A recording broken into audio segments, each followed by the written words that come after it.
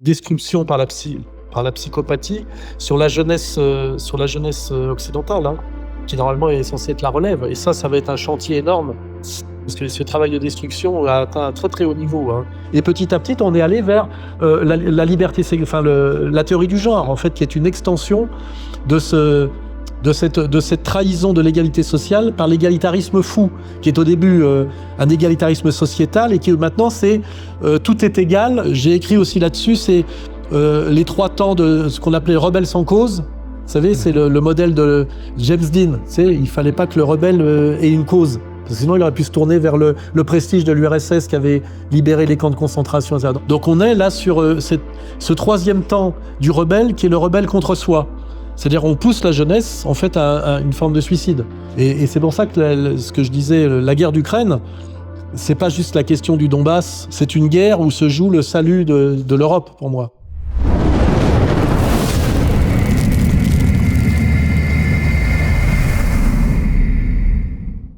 Il y a une chose, le problème que m'intéresse dans les derniers temps, c'est précisément ce que j'appelle la théorie politique du peuple. J'ai perçu qu'il n'y a rien de ce genre-là, parce que le peuple, comme l'entité politique, n'était pas pensé, n'était pas représentation correcte. Parce que le libéralisme représente le peuple comme les individus, le communisme comme la classe, aux 2 classes, le nationalisme comme la nation bourgeoise aux races, mais finalement, toujours le peuple, comme l'entité politique, tombe dans le contexte assez aliéné, assez artificiel. Et à mon avis, le peuple, justice, égalité et les autres choses, le peuple doit être compris et conçu en dehors des 3 idéologies modernes. Une espèce de constante. Oui, constante. Oui. Mais en même temps, il faut séparer le concept du peuple de 2 concepts qui étaient plus mis en avant dans la société traditionnelle, à opposer le peuple à l'Église et à l'État. Parce que c'était 3e État, non pas bourgeois, mais plutôt le tiers-État, on dit. Tiers-État. Oui. Mais non pas précisément les bourgeois, tiers-État, les paysans. La majorité étaient les paysans et non pas les bourgeois. La majorité absolue, tiers-État, n'était pas les gens. Ils n'ont pas été conviés à la Révolution. Hein. Regardez, On a perdu de vue les paysans. Et on a oublié, disons, la majorité de l'humanité. Oui, silencieuse de toute l'histoire, parce que les paysans, ils formaient la majorité absolue presque de toutes les sociétés historiques, mais nous ne connaissons que l'histoire de la noblesse ou ça, c'est la question de l'écriture aussi. C'est que, je crois que c'est Staline qui disait que le seul roman prolétarien qu'il avait lu, qui existait, c'était Le Voyage au bout de la nuit de Céline. Parce qu'en fait, le peuple n'écrit pas. Ouais. Il n'a pas le temps, il travaille. Ouais. Et tout le témoignage est fait par les scribes qui ont valorisé l'Église catholique du Moyen-Âge. C'est que le pouvoir est quand même à ceux qui écrivent, parce que c'est les traces qui restent. Absolument. Et c'est le message qui passe en altitude. Et on ne sait pas ce que pense le peuple, parce que pour ça, il faut aller dans les cafés, dans les taxis. Il faut aller l'écouter, mais en fait, il n'écrit pas. Et c'est ça. Il y a aussi ce mensonge de connaître l'épopée occidentale, c'est connaître la littérature occidentale. Or, à 90%, la littérature est le produit des cadets de la bourgeoisie, ce qu'on appelle les cadets de la bourgeoisie, quelques déclassés, qui sont déjà les plus intéressants, ceux qui ont une double origine, bourgeoisie, prolétaire. Et ça, c'est aussi c'est ce que je dis ici, dans quelques siècles, des extraterrestres viennent après la fin de l'humanité et qui veulent savoir ce qui s'est joué en France dans les années 80. Qu'est-ce qu'ils vont trouver? Ils vont jouer le journal Libération et Le Monde. Et l'erreur, ça serait de croire que c'est ça la vérité du temps. Or, nous, on sait très bien que ces médias dominants produisent de l'idéologie et du mensonge. Et on a le même problème quand on veut étudier même le Moyen-Âge chrétien d'avant la Réforme. On ne peut s'appuyer que sur le travail écrit. Et avant Gutenberg, qui est quand même une grande révolution, hein, le protestantisme a beaucoup à voir aussi avec l'imprimerie. C'est qu'à un moment donné, ça diffuse beaucoup plus. et le problème devient difficile à gérer. On a cette question-là en fait, la tradition orale qui, chez nous, n'existe pas en réalité. Nous ne sommes que sur la tradition écrite. Or, il y a des civilisations qui ne connaissent que la tradition orale, et que là, le peuple existe. Et ça, c'est pour ça que moi, j'ai beaucoup insisté sur le fait du populisme au sens, justement, qui est méprisé, d'ailleurs, par la bourgeoisie. C'est donner la parole aux vrais gens du peuple. Et d'ailleurs, chez nous, on a quand même cette idée dans Proudhon, hein. Oui. C'est anti-marxisme, parce que dans le marxisme, il y a une arrogance. C'est un anarchisme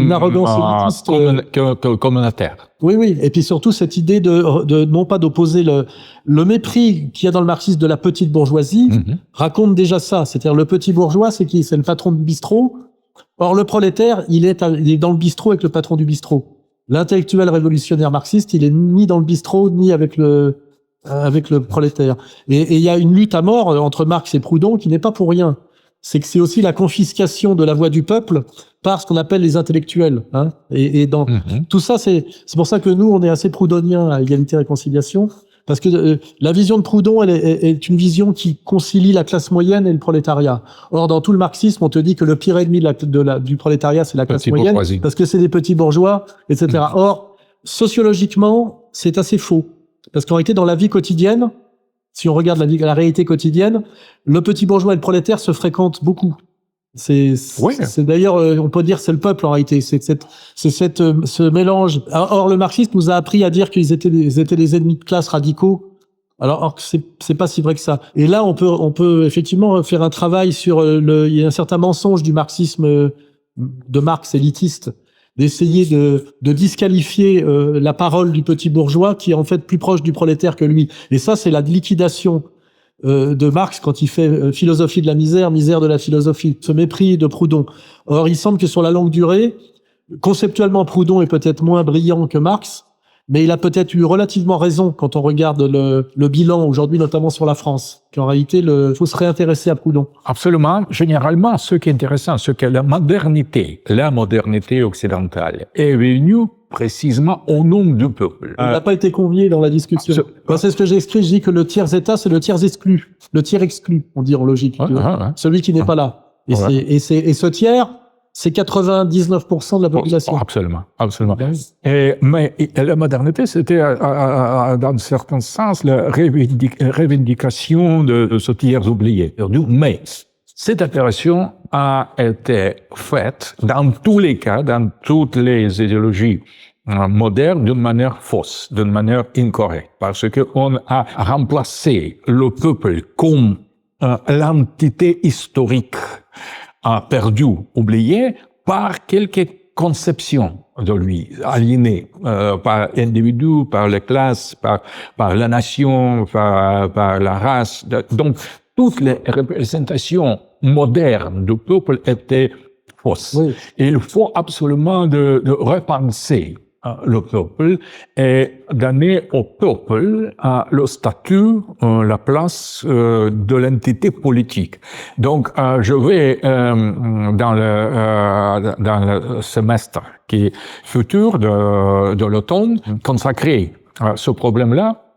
Le cours dans l'université de Moscou, précisément, à la théorie politique du peuple, qui n'existe pas. Alors, chez nous, on a un type qui s'appelle Étienne Chouard. Vous connaissez Étienne Chouard? Non. Qui a fait le RIC au moment des Gilets jaunes.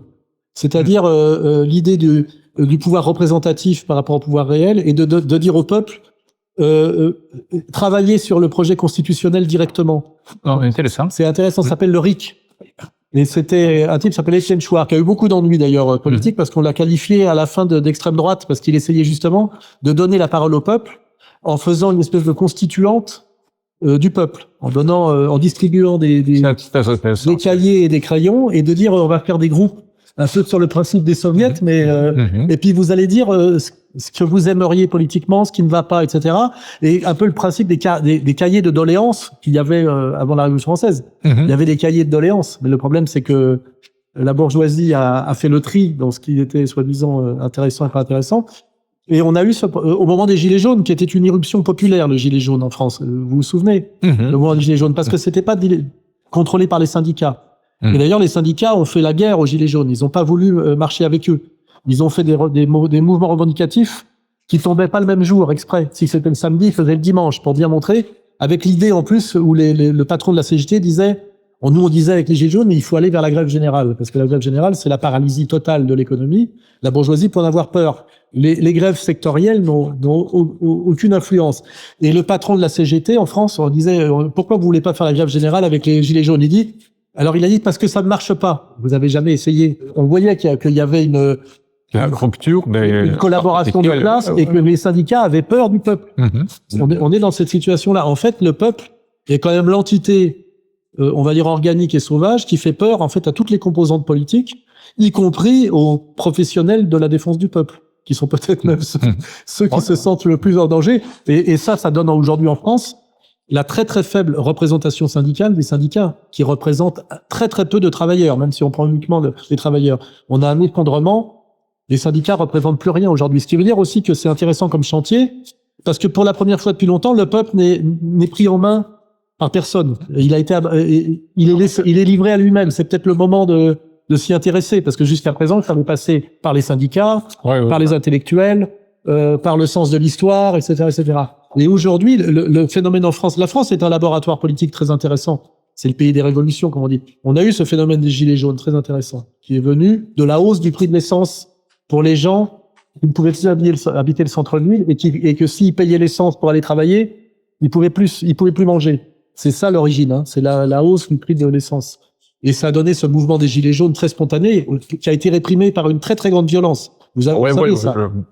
Très très grande violence. Et ça durait tous les week-ends pendant longtemps, et il n'y avait pas de leader. C'était à la fois l'avantage et l'inconvénient. C'est un vrai mouvement spontané populaire de la souffrance du peuple français, qui n'est plus représenté par personne, ni le Parti communiste, mais surtout pas le Parti socialiste, et évidemment pas les partis de droite. Et ça, malheureusement, ça a été tué, enfin massacré, comme en 1905, quand on a tiré sur la foule.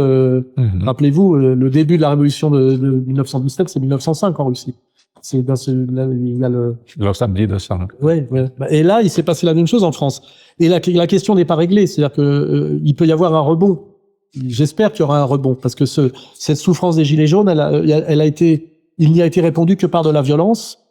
Aucune amélioration sociale, et il y a eu le Covid après, comme par hasard, hein, le Covid, l'enfermement au nom du virus magique. Et cette question, effectivement, que le peuple est en colère en France, il souffre, il est livré à lui-même, et il n'y a plus de théorie politique pour le prendre en main. On doit, s'il y a quelque chose, et si nous manquons quelque chose, on doit remplir ce vide. Oui. Donc, oui, la nature politique a rendu vide, comme la nature tout court. Oui. Je crois qu'il faut absolument de penser sur un tiers État oublié, trahi. Ça, c'est un laboratoire français. Ça peut être intéressant, parce que nous, en France, on a eu ce phénomène des gilets jaunes, qui est très exceptionnel au niveau mondial, et qui a été très très violent et très durable. Il y a une tradition française. Ça existe encore, non? Non, ça n'existe plus, mais rien n'a été résolu. Il y a eu, je vous dis, c'est 1905. On tire sur la foule, mais on lui répond pas. Et après, il y a la colère, qui monte. Et après, avec un Lénine... Mais aussi, après, dans notre histoire, il y avait la période de la pensée. Après cette émeute trahi, il y avait la période de penser, de tirer les conclusions, de préparer l'autre étape. Il faut, à mon avis, aujourd'hui, en France, en Europe, il faut élaborer quelques stratégies pour le peuple et pour quelques théories peut-être, quelques structures, parce que rien n'est pas perdu. Donc, il y a quelque chose, soit quelque peu, qui reste. Mais l'espoir français, s'il y en a un, j'y réfléchis, parce que c'est souvent des espérances, ça a été les Gilets jaunes. Il y a eu cette irruption de colère très traditionnelle, très française, parce que le pouvoir en France est très très parasitaire et très très méprisant. On a habillé ça de la République. En Allemagne, il y a de la négociation. C'est un pays qui arrive à négocier la social-démocratie. En France, on va jusqu'au bout de l'illégitimité, comme fait la tradition. En fait, on n'est pas sorti de Versailles d'une certaine manière. On a regardé l'Élysée et Macron, c'est que du mépris, du somptuaire, et ça dit qu'on peut. Et ça devrait, oui, mais du coup, ça devrait péter. Et je pense que la France peut être un laboratoire intéressant, parce qu'en Russie, la situation est différente. Absolument. En France, ça va très mal. Ça va très mal. On a une guerre très forte entre les antisionistes, qui sont le peuple français, égalitaire qui marche avec la souffrance des Palestiniens et un pouvoir très fort politique et médiatique 100% sioniste en France. Et il y a une guerre civile en ce moment qui monte. Et d'ailleurs, ils viennent de sortir une étude soi-disant cachée du ministère de l'Intérieur pour faire croire que les frères musulmans sont en train de prendre le pouvoir en France. Donc en fait, les sionistes en ce moment sont en train de déclarer une sorte de guerre civile contre les musulmans qu'ils ont au départ fait venir avec l'immigration. La France est un laboratoire de guerre civile multidimensionnelle très intéressant en ce moment. À mon avis, même pour la Russie, la question du peuple est très importante parce que la question n'est pas finalement résolue, même chez nous. Parce que l'expérience soviétique est très, très importante, mais finalement, c'était l'échec à la fin de l'Union soviétique. Donc, on devrait penser le rôle et la nature politique et historique du peuple. Parce que finalement, aujourd'hui, on construit notre indépendance et notre identité, notre souveraineté autour plutôt de monarchisme inconscient. Quelque chose dans ça. C'est le monarchisme d'en bas. Nous voulons utile comme la puissance autoritaire, c'est la volonté du peuple. Mais donc c'est la manière de sauver, disons, la société qui autrement pourrait être éclatée absolument. Et donc c'est l'instinct en quelque sorte de survivance du peuple, et vouloir avoir le vertical de pouvoir, ce n'est pas imposé d'en bas. Mais c'est pour résoudre quelques problèmes, quelques défis plus difficiles, ça va. Mais c'est pas suffisant. Absolument. Oui. Donc nous manquons aussi bien, comme l'Europe, tout le monde, quelques pensées sur tiers États, du peuple proprement dit, de ces puissances silencieuses, parce que c'est le problème même pour Inde. Oui, justement, je pensais sur le fait qu'il y ait tellement... La moitié des Indiens sont au-dessous du seuil de pauvreté. Donc c'est un pays de capitalisme de caste, d'une certaine manière, qui est un turbo-capitalisme, qui laisse beaucoup de choses sur le côté. Même au niveau infrastructurel, on a des grandes villes en Inde, avec des buildings, avec des gens très très riches. Et il n'y a même pas les investissements pour le système d'évacuation des eaux. Et on a des intouchables dont la fonction est de ramasser la merde. Et ça, forcément, à un moment donné, c'est très dysfonctionnel. C'est pour ça que moi, je me dis, est-ce que l'Inde a tant d'avenir que ça, enfin, cet avenir radieux de 4e superpuissance mondiale? C'est pas sûr. Il y a des contradictions internes, comme on dit, qu'il va falloir aussi que cette question soit pensée en Inde aussi. Hein. Et intéressant, ce qu'en Chine, c'est précisément la culture de confucianiste. Oui, eux, ils ont la solution, les Chinois. Les Indiens, c'est pas sûr. Mais aussi, il y a le fondement culturel pour résoudre, parce que dans chaque civilisation, je crois qu'il possède les moyens. Toute idéologie durable et fonctionnelle. Ouais, c'est un concept très important que j'ai appris avec des marxistes français, c'est que un système, ce qui fait la validité d'un système, c'est qu'il est fonctionnel. Et s'il est dysfonctionnel, comme à un moment donné, par exemple, l'URSS, il se casse la gueule parce que ça ne fonctionne pas. Qui fonctionne est durable, ce qui est durable fonctionne. Et le critère, c'est la fonctionnalité. C'est est-ce que ça marche? C'est tout. Et après, ça peut être la monarchie, ça selon les époques, ça peut être différentes choses. Mais par exemple, le LGBT est une vision dysfonctionnelle du monde parce que ça tue la reproduction. Il ne reste plus que la reproduction. Suicide oui, c'est un suicide parce que pour l'instant, on n'a pas trouvé autre chose pour faire les enfants que les femmes. Alors bien sûr, les féministes extrêmes aujourd'hui veulent qu'on fasse les enfants en dehors du ventre, de leur ventre. Mais aujourd'hui, on n'a pas la technologie pour faire de l'enfant hors ventre. C'est pas vrai. Donc pour l'instant, on fait des enfants dans le ventre des femmes du tiers-monde, hein, ce qui est très très dangereux, forcément. Ça fait des enfants psychotiques, on le sait. On le sait. Donc cette notion de fonctionnalité, elle est très importante. Elle est très importante. C'est comme moi, quand on dit est-ce que tu es communiste, est-ce que tu es libéral, je dis il faut concevoir la réalité de l'économie non pas comme un espace euclidien, hein, c'est-à-dire plan et isomorphe, mais de façon topographique. Il y a des endroits où il faut être très capitaliste au niveau. Moi, je pense que tout ce qui est petit doit être laissé à la liberté individuelle de l'entreprise, et tout ce qui est grand doit être de l'ordre du social. Parce que c'est l'État stratège, l'énergie, la poste, le système routier, l'armée, les pompiers, tout ça ne peut pas être laissé au marché. C'est une évidence. Le problème, toujours, c'est les abstractions. Est-ce que vous êtes libéral ou vous êtes social? Ça dépend des secteurs. Et l'économie, penser l'économie de manière combative comme ça, c'est passé à côté. Or malheureusement, les détenteurs du capital, qui sont dans la logique de l'expansion maximale, hein, vous empêchent de penser l'économie. Ça aussi, c'est un des sujets. Les économistes sont des escrocs en réalité. C'est pas ce qui existe, c'est l'économie politique. La science économique n'existe pas. Or aujourd'hui, humanitaire, c'est pas la alors qu'aujourd'hui, on dit que la religion du monde occidental, c'est la science économique, qui n'existe pas comme science. Oui, oui. Moi, mon avocat, je suis l'éditeur de ses livres, qui est un juriste, qui fait des livres très intéressants sur le lien entre la structure de la parenté, la famille, la religion, etc. Il est parti, on lui a donné une chaire à l'université de Pékin. Donc j'ai un de mes collaborateurs les plus proches, qui est un juriste, qui est très intéressant. Parce que moi j'ai découvert assez tard Carl Schmitt et tout ça, la pensée juridique, qui est pas une spécialité française. C'est peut-être dans le temps, mais qu'on avait un peu oublié. Et un de mes collaborateurs les plus proches, c'est aujourd'hui professeur à Pékin. Et ça, c'est des liens importants. Parfait. J'étais très étonné que Carl Schmitt est extrêmement connu et fameux en Chine. Tout le monde le connaît. Alors qu'en France, même un type comme Emmanuel Todd, qui est un penseur intelligent, lui, Carl Schmitt est un nazi. Et ça il arrête la phrase là. Je dis. C'est un peu simpliste. Il faudrait le lire.